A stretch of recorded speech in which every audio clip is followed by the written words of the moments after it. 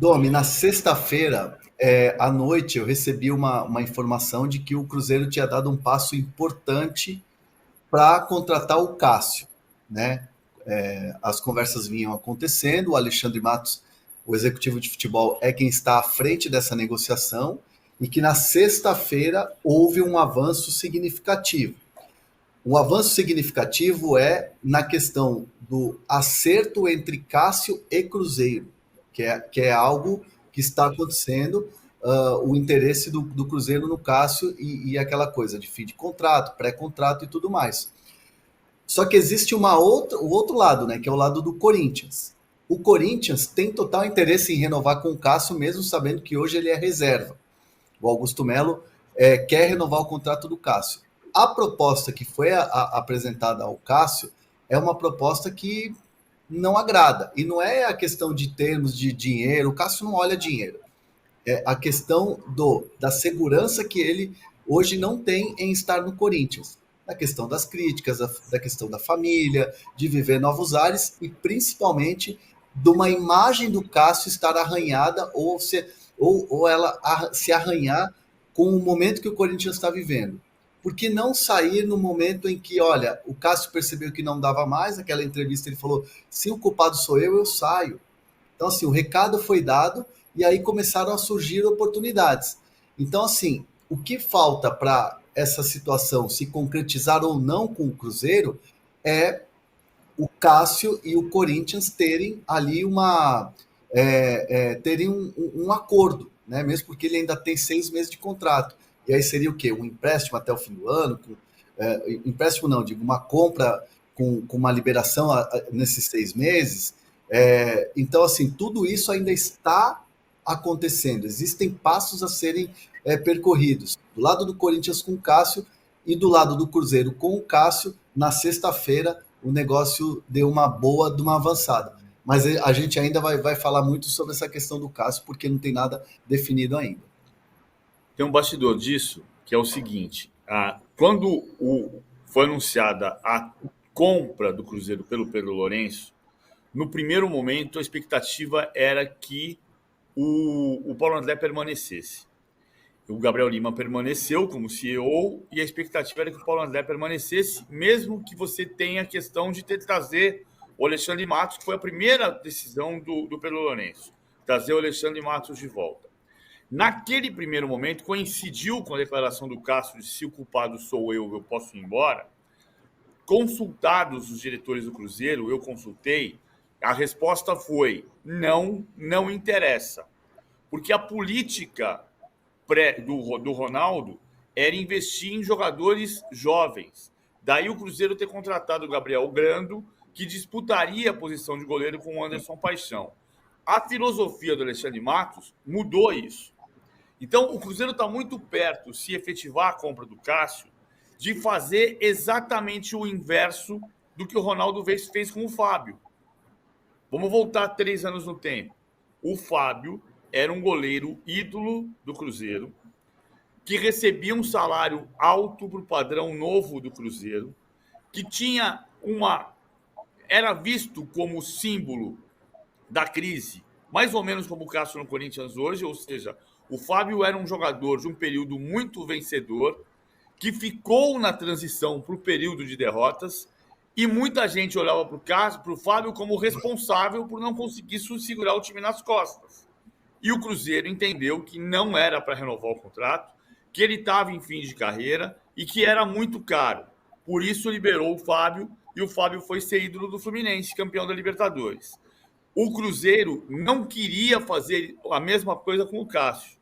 O Cruzeiro do Paulo André e do Ronaldo não contrataria o Cássio por ser um goleiro de idade alta, de salário alto e que contrastava com a política. O Alexandre Matos é o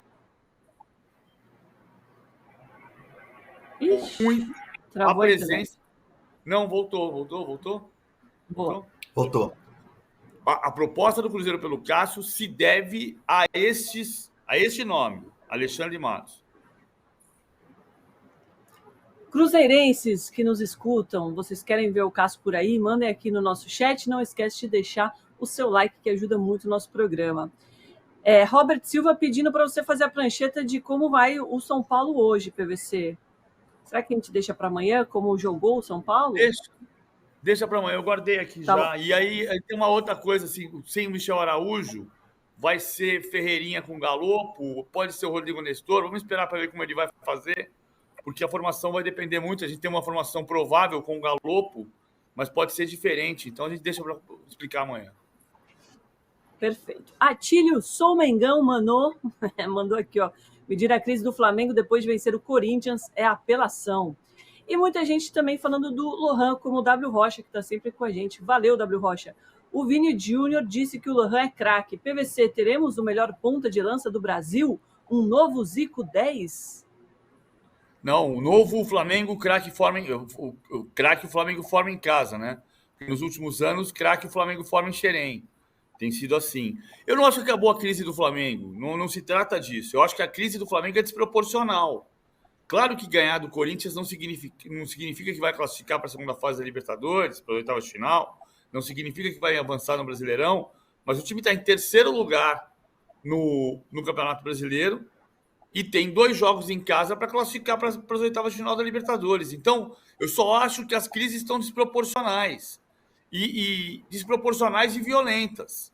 Eu só lembro, você receber o cara na chegada ao local de trabalho dele, pressionando, ou receber na chegada do aeroporto, dizendo você é ídolo, tem que cobrar os caras, ou dizendo Wesley, você é um M. Isso, eu só lembro do Jorge Jesus dizendo lá depois da recepção no hotel em Guayaquil, depois de perder para o Emelec, que o Jorge Jesus dizia: isto não é amor. Isto não é amor. Porque as pessoas justificam esse tipo de atuação de torcedores uniformizados dizendo que são apaixonados. E eu prefiro 1000 vezes a frase do Jorge Jesus: isto não é amor. Desrespeito não é amor. Xingamento não é amor. Boa, PVC, perfeito. Jonas Lima Real falando que só um louco não queria o Cássio no seu time, principalmente quem quer lutar por Copas. Matheus Penzin, Fluminense tem um time bom, mas não tem treinador. E aí, PVC, para a gente encerrar esse assunto? Ele encerrou o que está rolando? Ele encerrou o assunto. É desproporcional, cara. É completamente desproporcional. Quem ganhou a Libertadores foi o John Kennedy? Ou foi o Fluminense presidido pelo Mário Bittencourt, com o Paulo Angione como diretor executivo, com o Fernando Diniz como treinador, dirigindo 11 jogadores em campo? 11 não, né? Um elenco de 25, 28. E temos o Atlético Paranaense liderando este campeonato. Queria saber a opinião de vocês, se no momento é o melhor time do Brasil? Não. Mas é o melhor time do campeonato. É o melhor time do campeonato. Mais Sabe uma curiosidade? É engraçado como o Cuca tem essas coisas, né? O Cuca marca individual o campo inteiro. Inteiro. Ontem era duelo de Fernandinho com Zé Rafael, Veiga com Eric. Cada um tinha o seu marcador. Tem um momento da transmissão que o Alexandre Losetti diz que faz uma linha de 6. Eu não gosto de usar a expressão linha de 6, porque acho que taticamente isso não existe. Né? Você não faz uma linha de 6 para marcar. Mas, linha de 6 é handball, né? Mas você, na marcação individual, quando você persegue individualmente, e o teu ponta, no caso o Coelho, volta pegando o Mike, quando você olha, visualmente fica um 6 em linha. Mas não é por causa do sistema tático, que o do Cuca é 4-4-2, ou 4-2-3-1, com linha de 4 atrás. É pela marcação individual. É que no sistema do Cuca, a perseguição é individual. Então, o ponta pega o lateral passa. Como ontem quem fez a saída de 3 do Abel foi o Gabriel Menino, os 2 laterais passavam simultaneamente. Então, os 2 pontas do Atlético voltavam simultaneamente, e aí você tem a marcação individual, visualmente fica uma linha de 6. Mas é pela marcação individual. E o Cuca sabe fazer isso muito bem.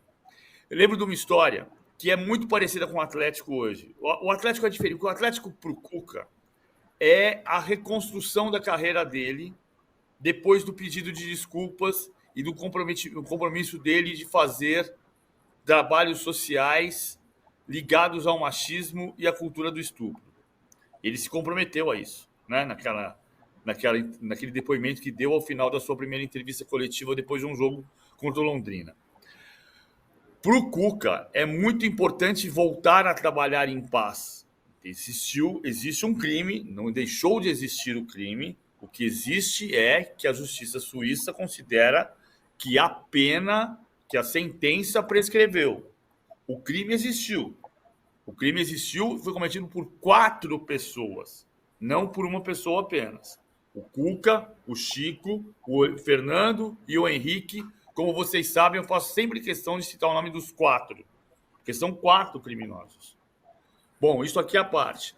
Ele pediu desculpas, se comprometeu a fazer trabalhos sociais e foi aceito pela comunidade nesse momento.